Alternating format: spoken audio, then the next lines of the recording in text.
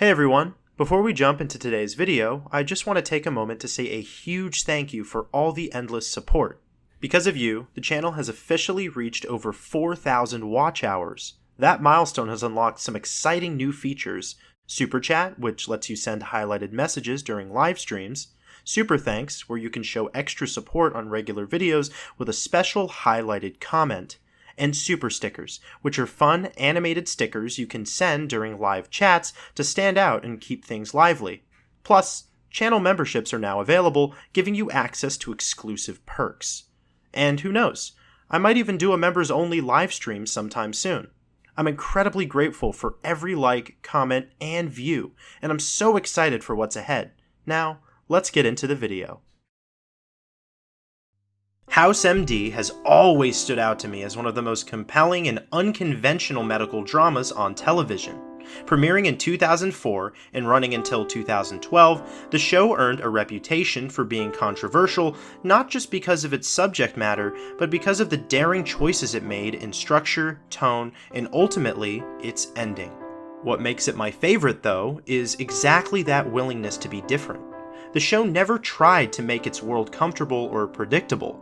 Instead, it challenged viewers with its abrasive protagonist, its puzzle-like medical mysteries, and its refusal to wrap every storyline in a neat moral lesson. Even its finale was messy, bold, and strangely perfect for a series built on questioning everything.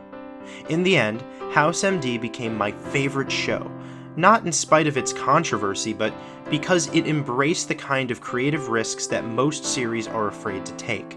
Now, some people might push back on my view, pointing out that many episodes follow a predictable formula: a mysterious illness, a series of wrong turns, and a last-minute breakthrough. But that structure is part of what I love about the show. Within that familiar framework, House MD constantly finds new ways to surprise, challenge, and even frustrate the audience, using the formula as a canvas rather than a limitation. In the end, it's that combination of consistency and creative boldness that makes the series unforgettable to me.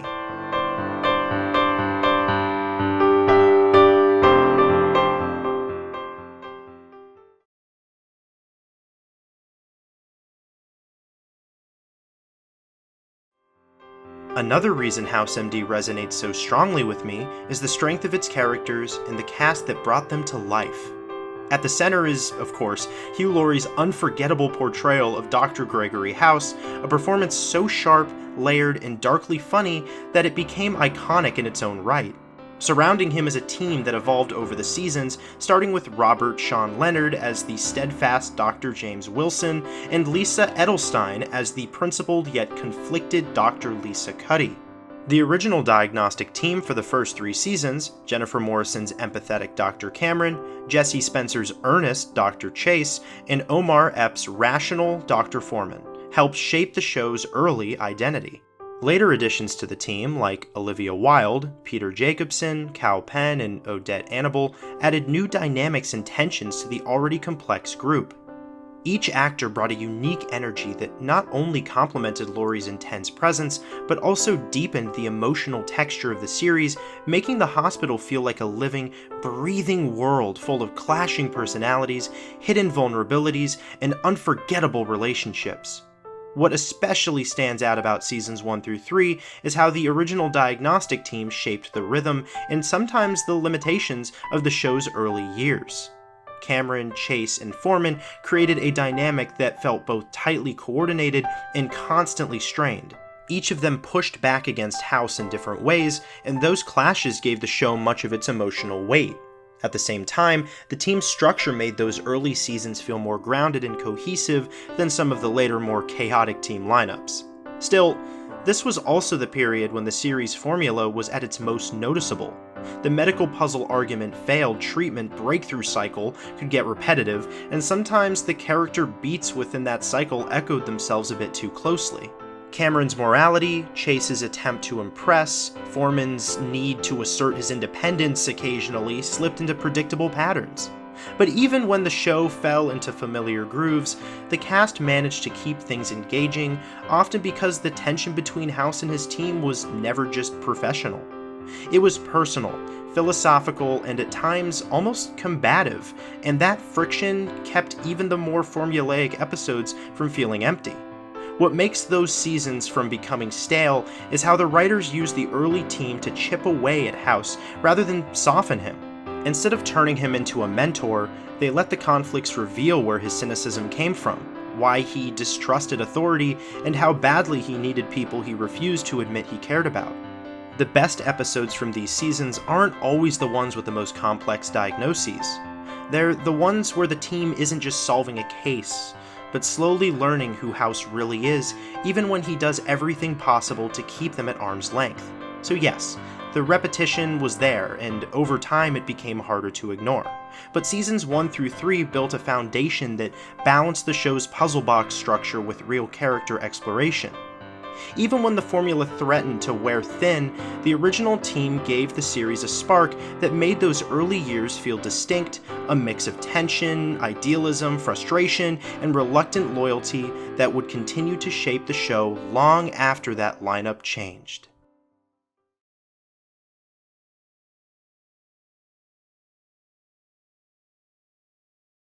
Season 4 held a special place for me, precisely because it disrupts the rhythm the series had settled into during its first 3 seasons.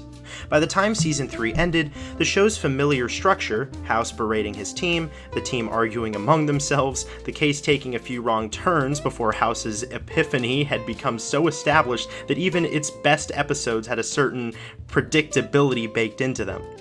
That's why Season 4 feels so refreshing. It temporarily breaks the cycle by blowing up the diagnostic team entirely. The moment House is left without Cameron, Chase, and Foreman, the series suddenly feels loose, forced into new territory that's both chaotic and invigorating. One of the biggest reasons Season 4 works so well is its length. With only 16 episodes, and 2 of those making up the finale, it's lean in a way that earlier seasons weren't. There's very little filler and very little narrative wandering. The shorter run forces the story to stay focused on the team building arc, which becomes the backbone of the entire season. Instead of episodic cases that exist mostly to support a status quo, Season 4 builds momentum. Every episode pushes the idea forward that House is reshaping his world reluctantly, chaotically, and often hilariously. The competitive hiring process becomes a full-fledged storyline rather than a one-off gimmick, giving the season a sense of progression the show hadn't explored before. The Survivor-like competition, as many people described it, turns the familiar medical mystery format on its head.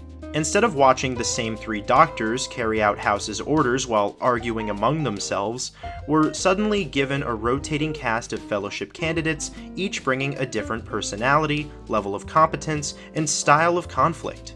House manipulates them, pits them against each other, fires them impulsively, and sometimes brings them back just to make a point. The diagnostic process becomes less about the case of the week and more about watching how these characters adapt, or fail to adapt, to House's absurd expectations. It's fun, but not in a shallow way. The chaos exposes new sides of House's character that the original team had stopped drawing out. He becomes playful in a colder, more calculating way, and yet the season also highlights how deeply he struggles to connect with people he can't immediately categorize. What also makes Season 4 resonate is how it deepens the show's themes of isolation and identity. With the original team gone, House is confronted with the consequences of his own behavior, at least indirectly. He doesn't become suddenly introspective, but the absence of his old team creates a kind of negative space. You begin to notice what Cameron's idealism brought to his worldview, what Chase's opportunistic edge added to their dynamic, and what Foreman's discipline contributed to House's sense of boundaries. Their departures expose how much House relied on those personalities to stabilize the environment he pretended to resent. That emotional undercurrent makes the season's comedic and structural experimentation feel grounded rather than gimmicky. And then there's the way Season 4 uses its limited time to build toward one of the most devastating and impactful finales in the entire series. Because the season is tighter, the emotional gut punch of House's head and Wilson's heart doesn't feel like an abrupt turn. It feels like the natural culmination of all the season's playful instability. The chaotic hiring process suddenly leads to the rawest, most human storyline the show had tackled up to that point, and the contrast only makes it more powerful. Season 4 doesn't just shake up the formula, it uses that shakeup to make the emotional stakes hit harder. Ultimately, Season 4 is one of my favorite seasons because it reminds me why House MD works so well when it takes risks. By stripping away the original team and forcing the show to reinvent itself, it temporarily frees the series from its own patterns. The shorter length tightens the storytelling, the rotating cast injects new life into the ensemble dynamics, and the build-up to the finale gives the season a dramatic cohesion that stands out even in a series known for its bold choices. It's the rare season of a long-running show that actually benefits from being shorter, stranger, and less stable, and that's exactly what makes it memorable. Real quick, if you're enjoying this video and want to support the channel in a bigger way, check out my Patreon. It's a great way to help me keep creating. You'll get some cool extras like behind-the-scenes stuff, early access, and more. Links in the description if you want to take a look. Thanks so much.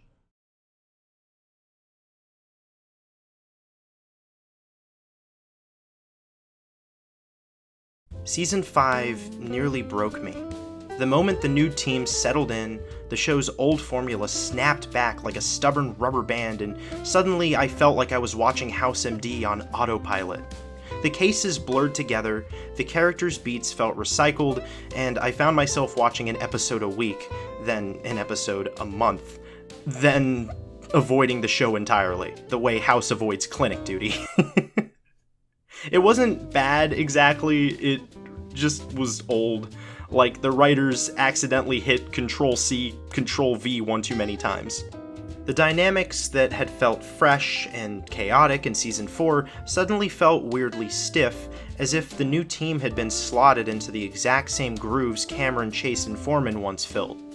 And instead of that exhilarating sense of the show experimenting with its identity, Season 5 often felt like it was retreating into the safest version of itself. Even the storylines that should have hit harder, like House's spiraling mental health and the tension with Cuddy, sometimes got lost under the weight of the familiar rhythm.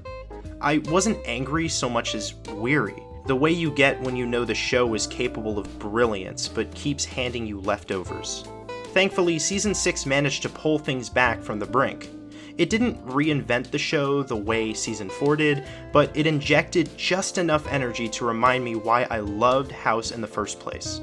House's work in the psychiatric hospital felt like the shakeup the show desperately needed, a storyline that finally forced him to confront the damage he'd been inflicting on himself for years. It wasn't just different, it was alive, raw, in a way the series hadn't dared to be in a while. Not to mention that part when he started rapping alongside Lin-Manuel Miranda. That was awesome. And once he returned to Princeton Plainsboro, the season kept some of that momentum, experimenting more boldly with tone and character focus. The cases had more emotional texture, the relationships felt less mechanical, and the show seemed willing to loosen its own grip on its beloved formula. It wasn't a perfect season, but it was the first one in a long time where it didn't feel like I needed to pace myself between episodes. It reminded me that even when House MD stumbles or indulges its worst habits, it still has the ability to surprise, provoke, and pull off a story that hits harder than any diagnosis ever could. Kind of like House himself, except with fewer lawsuits and slightly better boundaries.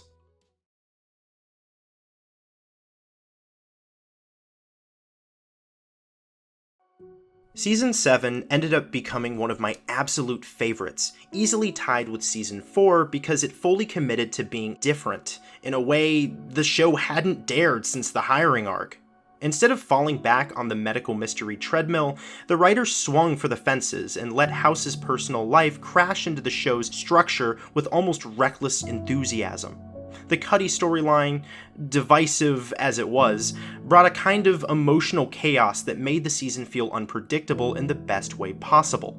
Episodes like the one where House leaps out of the second-story window into the hotel pool perfectly captured the show's newfound willingness to embrace absurdity as character development. Because nothing says, "I'm handling this relationship well," like a fully grown man swan diving into a pool to avoid a conversation.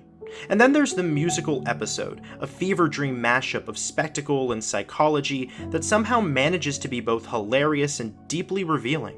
It's House MD at its most unhinged, and its most creative, using surrealism to crack open House's subconscious rather than relying on another clinic patient with a weird rash. Season 7 felt vibrant, risky, and willing to break its own rules, and even when it went too far boldly, which honestly is the most House-like quality a season could have. Season 8, by contrast, circled back to the original format with a stripped-down team and a quieter, more introspective tone, but I still loved it, especially because it understood that the show was nearing its end and leaned into that finality. The return to the formula didn't feel lazy this time. It felt intentional, almost nostalgic, like the series was taking a slow lap around its own history before closing the curtain. And despite all that controversy surrounding the season, new cast members, House in prison, the tonal shift, the finale brought everything together in a way that felt both devastating and strangely hopeful. Wilson's cancer diagnosis hit like a sledgehammer, unsettling in its simplicity and heartbreaking in its inevitability. It was the kind of twist that didn't rely on shock value, but on emotional truth. After 8 seasons of House dissecting everyone else's pain, the show finally confronted him with a loss he couldn't outthink, outrun, or sarcastically bully into submission. Yet the final moments between House and Wilson were bittersweet rather than bleak, a quiet acknowledgement that their friendship mattered more than the cases, the chaos, or even the show's core cynicism. Watching the two of them ride off on their motorcycles, choosing to spend Wilson's final moments together, felt like the most honest ending House MD could have delivered. Not neat, not comforting, but profoundly human and absolutely perfect for a series built on the messy truth that healing doesn't always mean getting better. Thank you so much for watching. This video took a lot of time to make, so I would really appreciate it if you would leave a like and subscribe. And please make sure to turn on that notification bell so you don't miss a future upload. More quality videos like this one coming soon. Once again, I really appreciate you, and I'll see you next time.